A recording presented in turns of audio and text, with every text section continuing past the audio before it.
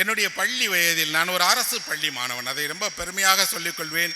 தமிழகத்தினுடைய அரசு பள்ளியில் படித்த ஒரு மாணவன், தமிழ் வழி படித்த மாணவன், நல்ல தமிழாசிரியர்களிடம் தமிழ் கற்ற மாணவன், சிறந்த ஆசிரியர்களுடைய துணையை என்றைக்கும் என் வாழ்க்கையில் கடைபிடிப்பவன். எங்கள் பள்ளியில் நான் பயிலுகிற நாட்களில் சுற்றுலா இருந்தது. இன்றைக்கெல்லாம் பள்ளியில் மாணவர்களை சுற்றுலா அழைத்து போவதில்லை. அதெல்லாம் ரொம்ப ரிஸ்க் சார், பசங்களை கூட்டிகிட்டு போக முடியாது, எங்கா காணாமல் போயிடுவாங்க, பெற்றோர்கள் அனுமதிக்க மாட்டார்கள் அப்படின்னு பயப்படுறாங்க. ஆனால் ஒரு சின்ன அரசு பள்ளியாக இருந்தாலும் அந்த பள்ளியில் ஆண்டுதோறும் மாணவர்களை அழைத்து செல்வதற்கான சுற்றுலா இருந்தது, பொறுப்பாசிரியர்கள் இருந்தாங்க. ஆனால் கட்டணம் கொடுத்து சுற்றுலா போவதற்கு மாணவர்களிடம்தான் வசதி இல்லை. பெரிய பணம் இல்லை, 20 ரூபாய் 30 ரூபாய் 50 ரூபாய் தான் கட்டணம் இருக்கும். ஆனால் அதை கொடுத்து மாணவர்களுக்கு அனுப்புவதற்கு வீட்டில் வசதி இருக்காது. 6 மாதங்களுக்கு முன்பாகவே சொல்லி 5 ரூபாயாக வசூலிப்பாங்க. அந்த 5 ரூபாயை வசூலிப்பதற்கு ஒரு மாணவனை நியமிப்பாங்க. அப்படி வசூலித்து ஒரு பேருந்தை பிடித்து பேருந்தில் பள்ளியினுடைய பெயரை எழுதி மாணவர்கள் 50 மாணவர்கள் ஒரு சுற்றுலா போவாங்க இல்லையா, அந்த சுற்றுலா போவதற்கு முதல் நாள் இரவு எப்போதுமே சுற்றுலா பேருந்து பின்னிரவில் தான் புறப்படும். அதனால இரவு பள்ளியில் வந்து உறங்க வேண்டும் என்று ஒரு விதி. 7 மணிக்கு அப்புறம் நாங்கள் எல்லா மாணவர்களும் பள்ளிக்கு செல்வோம். வகுப்பில் உறங்குபவர்களுக்கு தெரியும், பள்ளியில் உறங்குவது அதுதான் முதல் நாள். ஒரு மாணவனுக்கு தான் படிக்கிற வகுப்பறையில் ஒரு நாள் சாவாசமாக ஒரு போர்வையை விரித்து படுத்துக்கலாங்கிறது ஒரு புதிய அனுபவம். அதில் எங்கே படுக்கிறதுன்னு மாணவர்களுக்குள்ள போட்டி நடக்கும். எல்லா மாணவர்களும் ஒன்றாக அமர்ந்து பேசி சிரித்து அதே வகுப்பறையில் உறங்கி ஒரு 2 மணி போல பேருந்து வந்து அந்த பேருந்தினுடைய ஜன்னல் இருக்கை யாருக்குன்னு சண்டை போட்டு பிடிச்சு பேருந்து கிளம்பிய கொஞ்ச நேரத்திலே எல்லாரும் தூங்கிடுவாங்க. அப்படி எங்களை கன்னியாகுமரிக்கு முதன்முறையாக அழைத்து போனார்கள். நாங்கள் கன்னியாகுமரியில் காலையில் போய் இறங்கினோம். ஒரு சூரிய உதயத்தை 50 மாணவர்கள் பார்த்த காட்சி என் வாழ்க்கையில் மறக்கவே முடியாத காட்சி. 50 மாணவர்கள் முதலாக ஒரு கடலை பார்க்கிறோம், சூரிய உதயத்தை பார்க்கிறோம். கடற்கரையில் நின்று மெல்ல, இந்த சூரியன் எங்கள் ஊருக்கும் வருகிறது, அன்றாடம் நாங்கள் பார்த்த சூரியன். எங்களுக்கெல்லாம் மழையை விட வெயில் அதிகம் பிடிக்கும். ஒரு கரிசலில் பிறந்தவர்கள் எல்லாம் வெயில் குடித்து வளர்ந்தவர்கள். எங்கள் உணவில் வெயில் கரைந்திருக்கிறது. அந்த சூரியனும் கடலில் தோன்றுகிற சூரியனும் வேறாக இருந்தது. மாணவர்கள் ஆச்சரியமாக நாங்கள் பார்த்தோம். அப்போ மாணவர்களுக்குள் ஒரு போட்டி வந்தது. அந்த சூரியனை பறித்து உண்பது போல கைகளை நீட்டி தொலைவில் தெரிகிற வானத்தில் இருந்த சூரியனை ஒவ்வொருத்தரும் கொஞ்சம் கொஞ்சம் கையால் பீத்து கொஞ்சம் கொஞ்சமாக சாப்பிட்டோம். என்னடா பண்ணுறீங்க அப்படின்னு டீச்சர் கேட்டாங்க. டீச்சர் அழகாக இருக்க டீச்சர் அந்த சூரியன் பார்க்க, அதில் கொஞ்சம் எடுத்து சாப்பிட்டு கொள்கிறோம்னு வேடிக்கை பண்ணாமல் எல்லா பசங்களும் வரிசையாக வாங்க அப்படின்னு எங்களை அப்படியே கூட்டிகிட்டு போய் அங்கே இருக்கக்கூடிய விவேகானந்தரனுடைய ராக்குக்கு போய் ஒவ்வொரு இடமாக சுற்றி காட்டு கூட்டிகிட்டு வந்துட்டு அதுக்கப்புறம் மாணவர்களிடம் ஒரு சின்ன நீங்கள் போய் வந்த பயணத்தை பற்றி ஒரு பக்கம் எழுதி கொடுக்கணும்னு சொன்னாங்க. நாங்கள் தான் எல்லோரும் பார்த்தோம், எல்லோரும் ஒன்றாகத்தான் சுற்றினோம், எல்லோரும் ஒன்றாக தேவையான விளையாட்டு பொருட்கள்லாம் வாங்கினோம். அதை எழுத வேண்டும் என்று சொன்ன உடனே மாணவர்களில் ஒருவருக்கு கூட அதை எழுத தெரியல. நான் ஒருவன் மட்டும்தான் அங்கே போய் இறங்கியதில் பார்த்த சூரியனிலிருந்து விடைபெறுகிற போது வாங்கிய மணல் குச்சி வரை எல்லாவற்றையும் எழுதினேன்.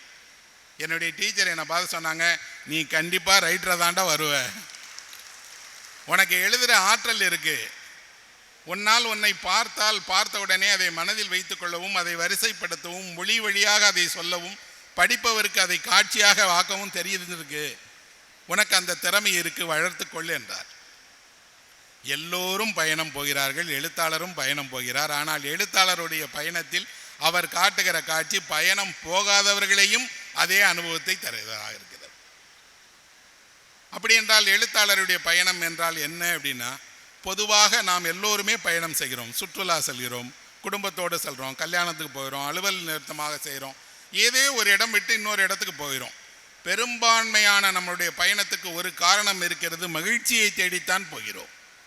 அங்கே போனால் இங்கே இருக்கக்கூடிய பிக்கல் பிடுங்கள் இல்லாமல், பிரச்சனை இல்லாமல், வீட்டில் இருக்கக்கூடிய தொந்தரவுகள் இல்லாமல் ஒரு 4 நாள் ஊட்டியில் போயிருக்கலாம், ஒரு வார காலம் டெல்லியில் போய் சுற்றி பார்க்கலாம், அல்லது ஏதேனும் ஒரு பிடித்த இடத்தில் போய் ஒரு 5 நாட்கள் 4 நாட்கள் ஓய்வு எடுக்கலாம் என்று மகிழ்ச்சியை தேடி போகிறார்கள். அந்த மகிழ்ச்சியை தேடுகிற பயணத்தில் அவர்கள் மகிழ்ச்சியை பெறுகிறார்களா என்றால் மிக குறைவாகத்தான் பெறுகிறார்கள். வீட்டில் இருக்கிறத விட அதிக பிரச்சனை, அதிக நெருக்கடி, அதிக சோதனைகள் அவர்களுக்கு நடக்குது. ஆனால் எழுத்தாளருடைய பயணம் என்பது மகிழ்ச்சியை தேடிய பயணம் அல்ல, உண்மையை தேடுகிற பயணம். ஒரு எழுத்தாளன் பயணம் செய்யும் போது அவனுடைய முதன்மையான நோக்கம் ஒரு உண்மையை கண்டறிவதற்காக. பாட புத்தகத்திலோ யாரோ சொன்னார்கள் என்றோ எங்கோ கேட்டோம் என்றோ ஒன்றை பற்றி கொண்டு அப்படி இருக்கிறதா என்று பார்ப்பதற்காக அங்கே போகிறான். உண்மையில் அங்கெல்லாம் இப்படியான அரசர்கள் இருந்தார்களா, கோட்டைகள் இருந்ததா, வரலாறு உண்மைதானா, பண்பாட்டில் இப்படி ஒரு விஷயம் இருக்கிறதை சொல்கிறார்களே அது நிஜம்தானா என்று உண்மையை தெரிந்து கொள்வதற்காகத்தான் எழுத்தாளர்கள் செல்றாங்க. அவர்கள் சுற்றுலா பயணிகள் அல்ல, அங்கே போய் சுற்றுலா மையங்களை பார்க்கவும் மாட்டார்கள். ஒரு பெண் பயணி இருந்தார், அவர் ரொம்ப புகழ்பெற்ற பயண நூல்களை எழுதியவர். டர்விலா மர்ஃபி அப்படிங்கிற ஒரு பெண் பயணி. அவருக்கு என்ன சிறப்பு என்றால், பெண்கள் தனியே பயணம் செய்யக்கூடாது என்ற பொதுவாக சொல்லுவார்கள். இன்னொன்று, அப்படியெல்லாம் தடை இருந்தது. சில நாடுகளுக்கு பெண்கள் தனியாக போனால் ஆபத்து, அவர்களுக்கு நெருக்கடி உருவாகும் என்பதால் இந்த அம்மா என்ன பண்ணிட்டாங்கன்னா, ஆண் உடை தரித்து கொண்டு, ஆணை போல பெயர் சுட்டி கொண்டு, ஆண் போலவே ஒரு பேரில் டிக்கெட் வாங்கி பயணம் செய்து எத்தியோப்பியா முழுவதும் ஒரு கோவேறு கழுதையில் பயணம் செய்து ஒரு புத்தகம் எழுதியிருக்காங்க. அந்த அம்மா ஒரு குறிப்பு சொல்லுகிறார்கள். எழுத்தாளருடைய பயணம் எப்படி இருக்க வேண்டும் என்பதற்கு ஒரு குறிப்பு சொல்கிறாங்க. என்ன குறிப்பு அப்படின்னா, நீங்கள் பயணம் செல்வதற்கு முன்பு எங்கே பயணம் செல்ல வேண்டும் என்று ஒரு திட்டத்தை உருவாக்கி கொள்ளுங்கள். அதில் புகழ்பெற்ற இடங்கள், அந்த ஊரில் என்னென்ன இருக்கிறது என்று வரிசையாக எழுதி கொள்ளுங்கள். எந்த இடத்திலிருந்து எங்கே போவதற்கு எவ்வளவு நேரமாகும் என்று எல்லாவற்றையும் துல்லியமாக திட்டமிட்டுக் கொள்ளுங்கள். கடைசியாக இதை எதையும் செய்யாமல் நீங்கள் பார்த்து கொள்ளுங்கள். எந்த புகழ்பெற்ற இடத்தையும் போக பார்க்கக்கூடாது, எந்த குறிப்பிட்ட நேரத்திற்கும் போய் சேரக்கூடாது, எந்த வசதியோடும் அங்கே போய் தங்கக்கூடாது. இதுதான் ஒரு எழுத்தாளருடைய பயணம் என்று. அப்படின்னால் உலகம் ஒரு திசையிலும் எழுத்தாளர்கள் இன்னொரு திசையிலும் பயணம் செய்கிறார்கள். ஏன் அவர்கள் அப்படி ஒரு எழுத்தாளர்களுக்கு அறிவுரை கொடுக்கிறார்கள் என்றால், அப்படித்தான் எழுத்தாளர்கள் அவர்கள் மேற்கொண்ட பயணங்கள் எல்லாம் உலகம் செல்லுகிற திசையோடு இணைந்து சென்றதல்ல. டிக்கெட் ரிசர்வ் பண்ணி, ரூம் ரிசர்வ் பண்ணி, அங்கே இத்தனை மணிக்கு இந்த உணவு வேணும் என்பதை பதிவு செய்து கொண்டு அங்கே போய் நீங்கள் பார்த்து ஒரு செல்ஃபி எடுத்துகிட்டு வர்றது பயணம் அல்ல. தாஜ்மஹாலுக்கு நீங்கள் போனால் தெரியும், தாஜ்மஹாலை பார்ப்பவர்களை விட தாஜ்மஹால் முன்னால் புகைப்படம் எடுப்பவர்களுடைய எண்ணிக்கை அதிகம். காரணம், தாஜ்மஹால் முன்னாடி ஒரு புகைப்படம் எடுத்துட்டீங்கன்னா உங்கள் வாழ்க்கை நிறைவு பெற்றுச்சு. அவர்களே ஒரு 5 நிமிடம் தன்னை காதலினுடைய சின்னமாக நினைத்து கொள்கிறாங்க. அதுக்குன்னே ஒரு பெஞ்ச் இருக்குது. நீங்கள் தாஜ்மஹாலில் போனீங்கன்னா தெரியும், அந்த பெஞ்சில் உட்காந்தா தான் ஃபுல் தாஜ்மஹால் தெரியும். போகிற வருகிறவர்களை எல்லாரையும் அங்கே உட்கார வச்சு ஒரு புகைப்படம் எடுப்பாங்க. அதுக்கு புகைப்பட கலைஞர்கள் இருக்காங்க. ஆனால் இந்த தாஜ்மஹால் எப்படி கட்டப்பட்டது, ஏன் யமுனை நதியினுடைய கரையில் கட்டப்பட்டது, 13 குழந்தைகளினுடைய தாயாக இருந்த ஒரு பெண்ணுக்கு உலகில் வேறு எங்கேயாவது இப்படி ஒரு காதல் சின்னம் வைத்திருக்கிறார்களா என்ன? இல்லையே. நம்ம கிராமத்திலாம் தெரியும், கிராமத்தில் 10 பிள்ளைகளுக்கு மேலே பெற்றால் அந்த தாயெல்லாம் மிக உயர்ந்தவர். ஏன்னா அவ்வளவு பார்த்துட்டாங்க அவங்க வாழ்க்கையில். அந்த தாய்க்கெல்லாம் ஊரில் ஒரு பெருமை உண்டு. என்னென்னா, யாராவது ஒருத்தரை ஆசீர்வாதம் செய்தால் அவர்கள் நல்லா இருப்பாங்கன்னு நினைப்பாங்க. அது அல்ல, இவர்கள் போய் அங்கே ஒரு புகைப்படம் எடுப்பாங்க. இப்போ எப்படின்னா, அங்கே போனோடனே ஒரு செல்ஃபி, ஒரு ஃபோட்டோ, இன்னும் சொன்னால் உடனே அதை ஃபேஸ்புக், ட்விட்டர் ஏதாவது ஒன்றில் ஷேர் பண்ணிட்டா முடிஞ்சு போயிடுச்சு பயணம். அதெல்லாம் நண்பர்களே பயணம். உங்களை நீங்கள் அற்ப அளவிற்கு மகிழ்ச்சி படுத்திக் கொள்ளாதீர்கள். ஆழமான அளவிற்கு மகிழ்ச்சி படுத்துவதற்கு என்ன செய்யலாம் என்று யோசிங்கள். அப்படின்னா இந்த பயணத்தின் வழியாக நீங்கள் புதிய உலகத்தை, புதிய மனிதர்களை, புதிய உணவை, புதிய தேசத்தை, புதிய பழக்க வழக்கங்களை தெரிந்து கொள்வது தான் பயணத்தினுடைய நோக்கமே. நீங்கள் ஒரு ஊரிலிருந்து இன்னொரு ஊருக்கு பயணம் செய்யும் போது என்னவெல்லாம் இல்லாமல் போகிறது பாருங்கள்.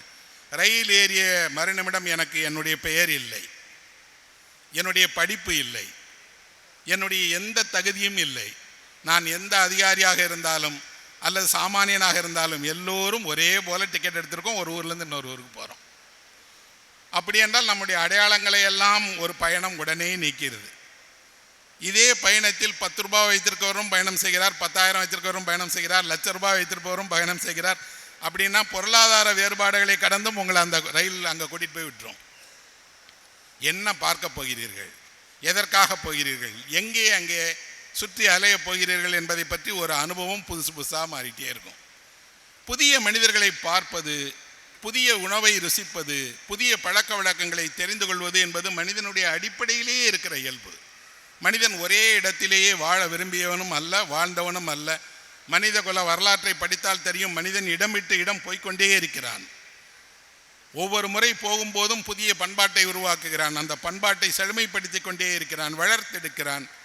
அப்படின்னா மனிதனுடைய இயல்பிலேயே பயணம் அடிப்படையாக இருக்கிறது.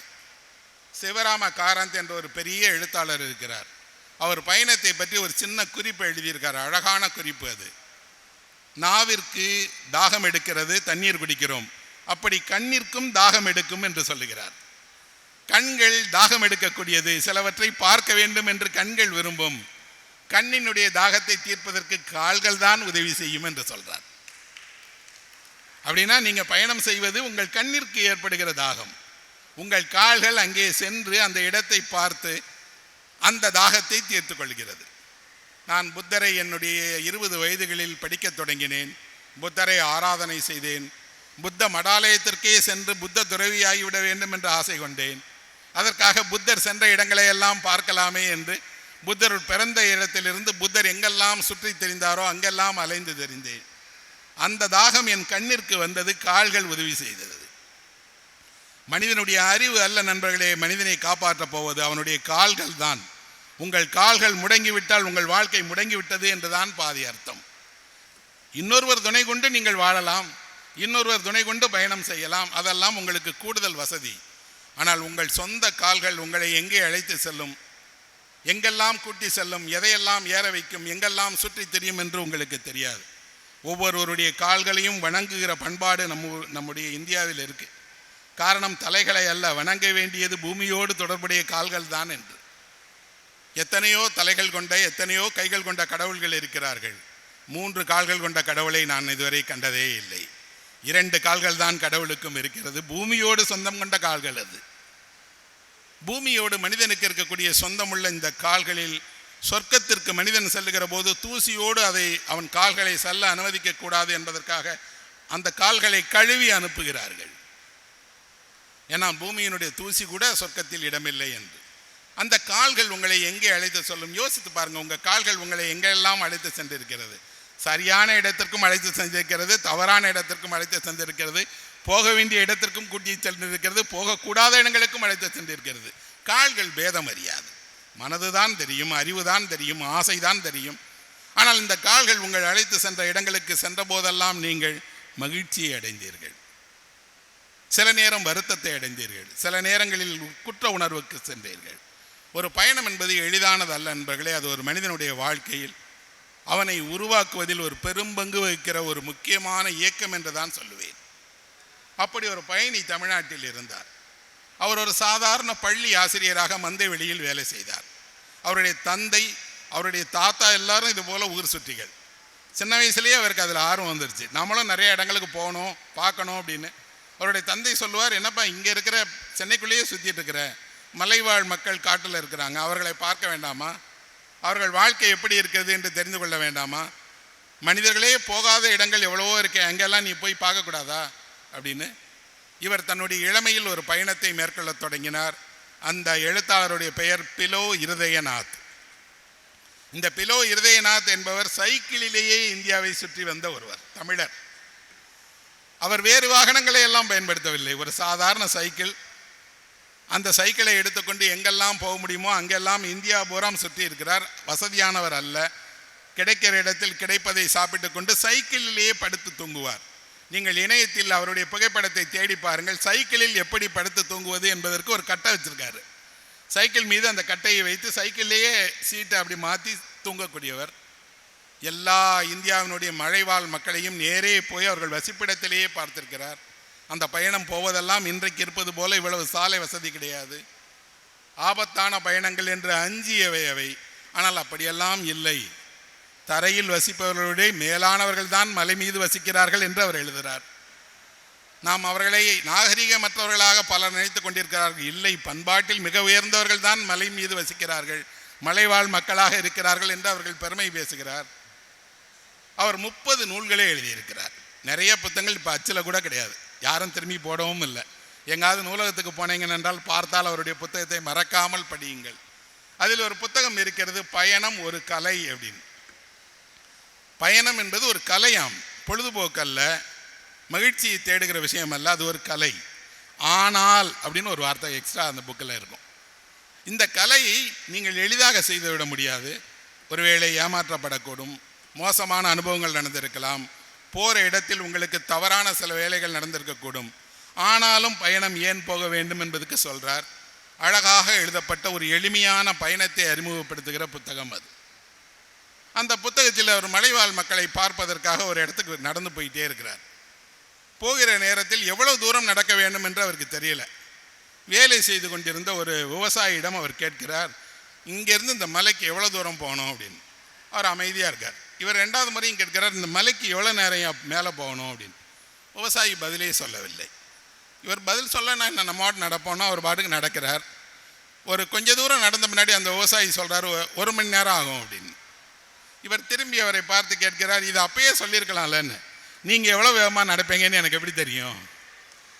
அப்படி என்றால் விவசாயிகள் எவ்வளோ நேரம் ஆகும்னா நீங்கள் நடக்கிறது எவ்வளோ வேகம், உங்களால் எப்போ போக முடியும்னு தான் சொல்ல முடியுமே தவிர எல்லாருக்கும் 1 மணி நேரத்தில் போயிட முடியாது. அவர் ஒன்றை புரிந்து கொள்கிறார், இவர்களை நாம் பாமரர்கள் என்று தவறாக நினைத்திருக்கிறோம். அவர்கள் பட்டறிவின் வழியாக சரியாக வழிகாட்டுகிறார்கள். அவர் தான் சரியாக சொல்கிறார், உங்கள் வேகத்துக்கு 1 மணி நேரம் ஆகும். ஒருவேளை இந்த விவசாயி போனால் 1/2 மணி நேரத்தில் போயிடலாம். அதே மலைவாழ் மக்களில் ஒருவராக இருந்தால் 20 நிமிஷத்தில் கூட போயிடலாம். அவர்களுடைய உடல் தகுதி, நடக்கிற விதம். இவர் மலையின் மீது போகிறார், அந்த மக்களை பார்க்கிறார். அங்கே தங்குமிடம் வசதிகள் எல்லாம் இல்லை. எங்கே தங்குவது என்று கேட்டபோது அவர்கள் சொல்கிறாங்க, எங்கே வேணாலும் தங்கிக்கோங்க, எல்லாமே உங்கள் வீடு தான். நீங்கள் வராத ஆள் வந்திருக்கிறீங்க, உறவினர் போல தான். எங்களை தேடி வந்து எங்களை பற்றி தெரிஞ்சுக்கணும்னு நீங்கள் நினைக்கிறீங்கன்னா இந்த மனதிற்காகவே தங்க அனுமதிக்கிறோம் என்று தங்க வைக்கிறார்கள். ஒரு வீட்டில் தங்குகிறார். அந்த வீட்டில் இவர் போய் தங்கிய உடனே இருந்து கேட்குறாங்க, கல்லை போட்டுருமா அப்படின்னு. இவருக்கு புரியல, கல்லை போடுறதுனா தலையில் ஏதாவது கல்லை எடுத்து போட்டுருவாங்களா அப்படின்னு. கல்லை போட வேணாம், பத வேணாங்கிறாங்க. 2 தடவை கேட்குறார். 3வது தடவையும் அவர்கள் சொல்கிறாங்க, கல்லை போட்டுருமே அப்படின்னு. சரி, துணிந்து பரவாயில்ல, கல்லை போட்டால் போட்டுற வேண்டியதான்ட்டு கல்லை போடுங்க அப்படின்னு இவர் அமர்வதற்காக ஒரு கல்லை கொண்டு வந்து போடுகிறார்கள். ஏன்னா சாப்பிடும்போது தரையில் உட்கார வைத்து அவரை சாப்பிடக்கூடாது, ஒரு கல்லின் மீது அவரை அமர வைத்து சாப்பிட வேண்டும் என்று அவர் சொல்லுகிறார். நாம் இப்படி அவர்களை பற்றி தேவையே இல்லாத நிறைய கட்டுக்கதைகளே, அச்சத்தை கொண்டிருக்கிறோம். உண்மையில் அப்படியானவர்களெல்லாம் அல்ல என்று. நண்பர்களே, நானே நிறைய இந்த பழங்குடி மக்களை அவர்களுடைய வசிப்பிடத்தில் இந்தியாவில் வேறு வேறு மாநிலங்களில் பார்த்திருக்கிறேன். மிக தூய்மையானவர்கள், மிக சுத்தமானவர்கள். சரியாக மதியம் 12 மணிக்கு சாப்பிடக்கூடிய பழங்குடியை நான் அறிவேன். அப்படின்னா அவர்கள் அந்த நேரத்தில் சாப்பிடுகிறார்கள். எந்த பழங்குடி மக்களில் எவரும் இரவு 2 மணிக்கு பிரியாணி ஆர்டர் பண்ணி சாப்பிடுகிற மனிதனே கிடையாது. இதையெல்லாம் விட இங்கே இருக்கக்கூடியவர்களுக்கு இருக்கக்கூடிய இதய நோயோ, சர்க்கரை நோயோ அல்லது இரத்த கொதிப்போ எதுவுமே அவர்களுக்கு கிடையாது. மலையிலிருந்து அவ்வளவு இறங்கி ஏறி பிரசவிக்கக்கூடிய ஒரு தாய் கூட அத்தனை தூரம் இறங்கி வருகிறார்கள். அவர்களுக்கு அந்த உடற்சிரமமே இல்லை. ரொம்ப குறைவாக அவர்களுக்கு நோயுறுகிறார்கள். அடிப்படை வசதிகள் இல்லை, சிறந்த கல்வி இல்லை, மருத்துவம் இல்லை, பொருளாதார ரீதியில் பின்தங்கி இருக்கிறார்கள் என்பதை தவிர அவர்கள் உடற்தகுதியை ஒப்பிட்டால் நாமெல்லாம் ஒன்றுமே இல்லை என்ற அர்த்தம்.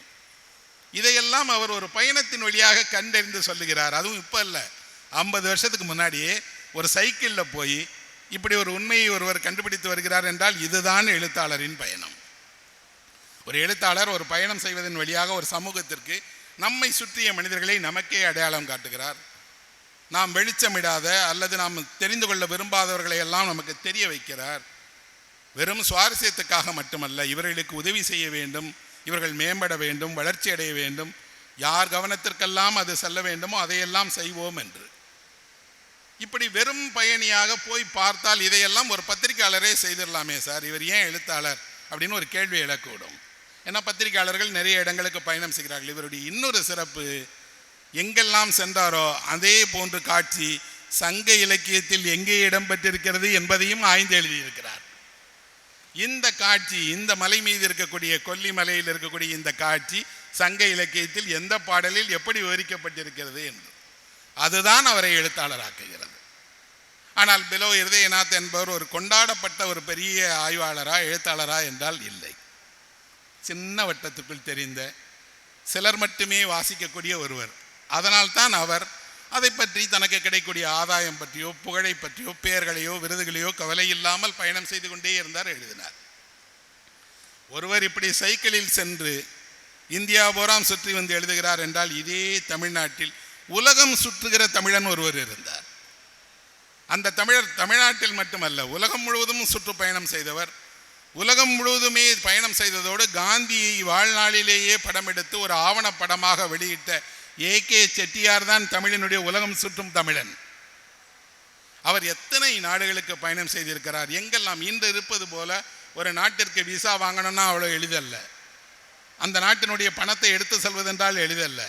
காலரா பரவி இருந்த காலம் என்பதால் ஒரு நாட்டிலிருந்து இன்னொரு நாட்டிற்கு போவதும் எளிதல்ல. இவ்வளவு பயண தடைகள் இருந்த காலத்திலேயே அத்தனை நாடுகளுக்கு அவர் போயிருக்கிறார். ஒவ்வொரு பயணத்தையும் ஒரு சிறு சிறு நூலாக எழுதியிருக்கிறார். 2 தொகுதிகளாக ஏகே செட்டியாரனுடைய பயண அனுபவங்கள் கட்டுரை நூலாக வந்திருக்கிறது. நீங்கள் படித்து பாருங்கள், தெரியும் ஒருவர் பயணத்தின் வழியாக எத்தனை புதிய புதிய புதிய புதிய அனுபவங்களை பெறுகிறார் என்று. நமக்கு என்ன தெரியவில்லை, இங்கே இருக்கிறதாங்க அங்கேயும் இருக்கும், என்ன புதுசாக இருந்துற போதுன்னு நினைப்போம். ஜப்பானில் ஒரு கதை சொல்லுகிறார்கள் பயணத்தை பற்றி. ஜப்பானுடைய ஒசாகான்னு ஜப்பானில் ஒரு புகழ்பெற்ற நகரம் இருக்குது. அந்த நகரத்தில் ஒரு தவளை இருந்ததாம். அந்த தவளைக்கு வெளியிலிருந்து வரக்கூடியவர்கள்லாம் கியாட்டோங்கிற நகரத்தை பற்றியே இருக்காங்களே, அப்போ ஒசாகாவை விட கியாட்டோ ரொம்ப பெருசு போல இருக்கு, நாம் ஒரு தடவை அங்கே போய் பார்த்துடணும் அப்படின்னு இந்த தவளைக்கு ஆசை. கியாட்டோ நகரத்தில் ஒரு தவளை. அந்த தவளைக்கு வருகிறவர்கள் எல்லாம் ஒசாகாவில் இருக்கக்கூடிய பௌத்த ஆலயங்களை பற்றி, ஒசாகா நகரத்தை பற்றி புகழ்ந்து பேசும்போதெல்லாம் நாம் ஒசாகாவை போய் ஒரு தடவை பார்த்துடணுமேனு ஆசை. 2 தவளைகளையுமே கேள்விப்பட்டதை வைத்து இந்த தவளை அந்த ஊருக்கும் அந்த தவளை இந்த ஊருக்கும் போய் பார்க்கணும்னு விரும்புது. 2 தவளைகளும் ஒரு நாள் முடிவு செய்கின்றன, சரி பார்த்துருவோம், எத்தனை நாள் தான் ஒரே இடத்தில் ஒரு தவளையாக வாழ்வது, பயணம் செய்து வாழ்க்கையை மாற்றிக்கொள்ளலாமேன்னு 2 தாவி தாவி தாவி போகிறான். இந்த 2 நகரங்களுக்கு இடையில் ஒரு பெரிய மலை இருக்கிறது. அந்த மலையை கடந்து அந்த பக்கம் சென்றால் ஒசாகா, இந்த பக்கம் சென்றால் கியாட்டோ. மலையினுடைய ஒரு குறிப்பிட்ட உயரத்துக்கு 2 தவளைகளும் வந்தவனும் ஒன்று பார்க்குது. இந்த தவளை அந்த தவளையை பார்த்து சொல்லுகிறது, நான் கியாட்டோவை பார்க்க வந்திருக்கிறேன். அந்த தவளை சொல்லுது, நான் ஒசாகாவை பார்த்த வந்திருக்கேன். பார்த்தியா, நீயும் நானும் ஒரே மாதிரி இருக்கிறோம், 2 பேரும் ஒரே மாதிரி பயணம் செய்கிறோம், ஒரே இடத்தில் சந்தித்து கொண்டோம்.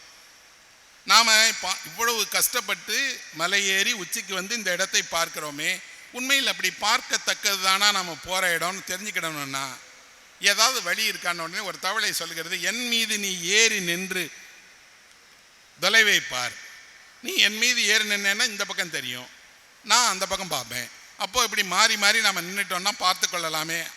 அதை வைத்து கொண்டு நான் ஒசாகாவுக்கு போகிறதா நீ கியாட்டோவுக்கு போகிறதான்னு முடிவு பண்ணிக்கலாங்கிறாங்க. 2 தவளைகளும் ஒன்றின் மீது ஒன்று ஏறி நின்றன. இந்த தவளை ஒசாகா தவளை கியாட்டோவை பார்க்கணும். கியாட்டோவை பார்ப்பதுக்கு பதிலாக அது திரும்பி ஒசாகாவை பார்த்தது. பார்த்துட்டு சொன்னது, இது என்ன கியாட்டோவும் ஒசாகாவை மாதிரியே இருக்கே அப்படின்னு. அப்படியா சொல்கிற, நீ கீழே இறங்கன்னு சொல்லிட்டு இந்த தவளை அந்த தவளையை பார்த்து திரும்பியது. இது கியாட்டோவை பார்த்தது, அது ஒசாகாவை பார்க்க வேண்டிய தவளை. இது சொன்னது, என்ன ஒசாகாவும் கியாட்டோவை போலவே இருக்கிறதுன்னு சொல்லிட்டு நம்மளை எல்லாரும் ஏமாத்திட்டாங்க. இந்த ஊரும் அந்த ஊரும் ஒன்று தான், வித்தியாசமே இல்லை, இவங்க பேரை சொல்லி நம்மளை குழப்பிட்டாங்கன்னா அதாவது ஊருக்கு போயிடுச்சு. நம்மில் பெரும்பான்மையோர் இந்த தவளைகளை போல தான் இருக்கிறோம்.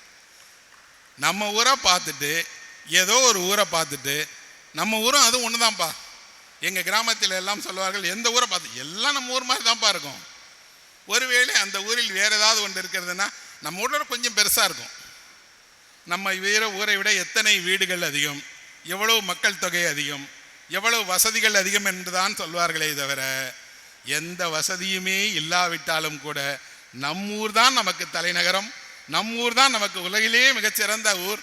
எங்கேயே போனாலும் நம் ஊரை ஒரு அளவுகோலாக நம்ம பாக்கெட்லேயே வச்சுக்கிட்டே இருக்கிறோம். நம்ம ஊராக இருந்தால் இந்நேரம் டக்குன்னு வீட்டுக்கு போயிடலாம், இதுன்னா அரை மணி நேரம் அங்கே காத்திருக்க வேண்டியிருக்கு. நம்ம ஊராக இருந்தால் இவ்வளவு நெருக்கடி இல்லையே, நம்ம ஊராக இருந்தால் விலை குறைவாக இருக்குமே என்று. அப்படின்னா பயணத்தில் நிறைய நேரங்களில் ஏதோ ஒன்றை நாம நினைத்து கொண்டு அது நம்ம ஊரை போல இல்லை, நம்ம ஊரோட குறைவாக இருக்குன்னு நினைக்கிறோம். இந்த கியாட்டோ தவளைகளை சொன்ன அதே ஜப்பானில் இன்னொரு கதையும் இருக்கிறது. அதுவும் இதே போன்ற வேடிக்கையான கதை தான். அது பயணிகளுக்கு சொல்லப்பட்ட கதை. ஒரு பயணி பயணம் பண்ணும்போது என்ன செய்யணுங்கிறதுக்கு இந்த கதையை அவனுக்கு சொல்லி அனுப்புவார்களாம். பயணம் பண்ணும்போது என்னென்னா, ஒரு ஆமை இருந்திருக்கு, அது எங்கேயுமே போனதே இல்லை. இந்த ஆமையை நாரைகள் எல்லாம் ஒன்று சேர்ந்து சொல்லியிருக்கு, இங்கேயே இவ்வளோ ஆண்டுகளாக இப்படியே இருக்கிறையே, 4 இடத்துக்கு போகக்கூடாது. ஆனால் என்னால் போக முடியாது, நடக்க முடியாது, பயணம் செய்வது சிரமம். அப்போ என்ன பண்ணுறோம், ஒன்றை ஒரு குச்சியில் வச்சு தூக்கிட்டு போயிடறோம் நாங்கள். குச்சியை பிடிச்சிக்கோ, நாங்கள் பறந்து போயிடுவோம், வேற ஊருக்கு போயிடலாமேன்னு பறந்து போகிறாங்க. போகும்போது அந்த நாரைகள் அந்த ஆமையிடம் சொல்லுதான், ஒரு வார்த்தை கூட வழியில் நீ பேசக்கூடாது, அமைதியாக வரணும், மீறி பேசினேன்னா என்ன வேணாலும் நடக்கும் பார்த்துக்கோன்னு. இது நாரைகள் ஆமையை தூக்கிட்டு பறக்கும் போது கடந்து போகிற ரோட்டில் ஒருத்தன் சொல்கிறான்னா, பார்த்தியா ஆமை பறக்குதுப்பா, இந்த ஆமையை இந்த நாரைகள்லாம் சேர்ந்து தூக்கிட்டு போதான், எவ்வளோ நேரம் தூக்கிட்டு போவோம் பார்ப்போம் அப்படின்னு சொன்ன உடனே இந்த ஆமை திரும்பி கீழே இருப்பவனை பார்த்து, அது தூக்கிட்டு போனால் உன்னை என்னடா செய்துன்னு சொல்லி பேசிச்சான், கீழே விழுந்துருச்சு. இதை ஏன் சொல்கிறார்கள் என்றால், பயணத்தில் நீங்கள் எவ்வளவுக்கு எவ்வளவு குறைவாக பேசுகிறீர்களோ அவ்வளவுக்கு இனிமையான பயணமாக இருக்கும். ஏன்னா பயணத்தில் வரக்கூடிய சச்சரவிலே பெரிய சச்சரவு என்னன்னா, யாரை எப்படி பேசுவது என்று தெரியாது, என்ன மரியாதை கொடுப்பது என்று தெரியாது, எப்படி அவரோடு ஒரு சொல்லி அதை கேட்பது என்று தெரியாது. இப்போ நம்ம ஊர்லேருந்து யாராவது ஒருவர் வட இந்தியராக இருந்து அவர் தமிழை தவறாக பேசி நம்மிடம் கேட்டால் நமக்கு முதல்ல கோவம் வருவது கேட்டதில்லை, தப்பாக பேசுகிறானே. அதனால் பயணத்தில் நீங்கள் அதிகம் பேசாதீர்கள், புதிய விஷயத்திற்காக அதிகமாக நாட்டம் கொள்ளாதீர்கள், மாறாக அங்கே போய் அவர்களில் ஒருவராக நீங்கள் இருந்து பாருங்கள்ங்கிறாங்க. அவர்களில் ஒருவராக இருப்பது அப்படி எளிதாக ஒரு நாளில் ஒரு ஊரில் போனால் முடிந்துராது. சிலர் வருடக்கணக்காக பயணம் செய்து கொண்டே இருப்பார்கள். அங்கே போகிற வருடத்திலெல்லாம் ஒவ்வொரு புதிய அனுபவத்துக்கு உட்படுவாங்க. அந்த புதிய அனுபவம் அவர்களுக்கு ஒன்றை கற்றுத்தரும், வாழ்க்கையினுடைய அடிப்படை பாடம் எதையாவது ஒன்று கற்றுத்தரும்.